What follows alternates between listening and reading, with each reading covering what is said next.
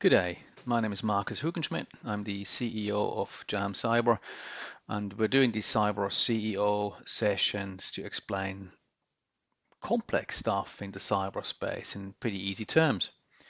Um, Today we're having a look at what is the Log4J hack. It came up in last December and it was looked at in the media as the biggest computer vulnerability in decades or even the history of computing. Personally, I believe rightfully so. We're still to this day getting requests from clients. That's why I thought we're doing this video.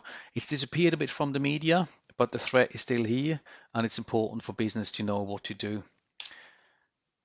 How does it actually work? So anything you use and anything that's connected to the internet, you can basically log on to. Yeah, be that an internet router, be that your 365 or Google account, literally everything that is reachable via the internet can basically be logged onto from the internet.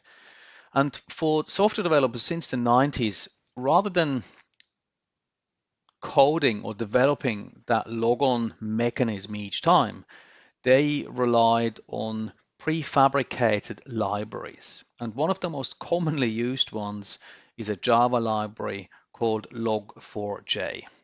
And what's transpired in mid-December last year is that there's basically a hack. So by very, very easy means, somebody can literally just go through the authentication and access the system behind it. So effectively rendering the authentication completely useless. Imagine trying to log on into your internet banking and not having to log on, right? It's not a good situation to be in. So this is why the panics sort of started. Now, the reason why people are freaking out still is Java is old. Java's been around since the 90s. And the penetration of Log4j across the software and hardware space is enormous. So, there's estimates that suggest billions of devices and software pieces could be affected. The second one is that it's extremely easy to exploit. So one of the first systems that came out and essentially publicized that they've been hacked or been hackable is a global game called Minecraft. And the hack was as simple as putting a line of code in the chat box within the Minecraft online game. So extremely easy to exploit. And on top of that, if the exploit is successful because the software has not been patched, then there's full access to a breach system. And that's really quite rare. Normally, if you manage to sort of, let's call it kick open one door from a cybersecurity point of view, then you may access a couple of things. But with the Log4j hack, if you successfully exploited Log4j, you're in the box, you're in the router, you're in the software, you're in the firewall, whatever protected that. So to sum it up, what you need to do as a business owner is check on, there's actually a public database. There's a link here, and the link should also be in the LinkedIn post if you saw this on LinkedIn.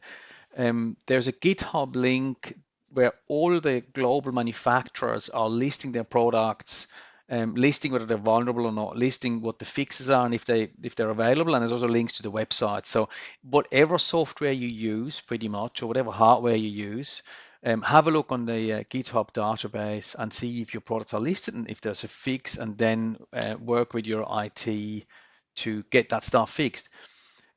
Contact your hardware or software suppliers or get your IT guys to do that. If you have stuff that is not on GitHub, just get a letter, get an email, get something that states that they're aware of what Log4j is and whether the product is affected or not, and if it's affected, if it's been fixed. Last but not least, in line with the ACSC Essential 8 recommendation, patch. And it's the same as with backup. It's not you patch today and you forget about it. You patch as an ongoing concern. And hopefully your IT person or your IT partner is on top of that. And hopefully it's automated. So patch, simple as that. If you don't patch, you will remain vulnerable. And the first thing hackers do when they hit a system is they build in backdoors.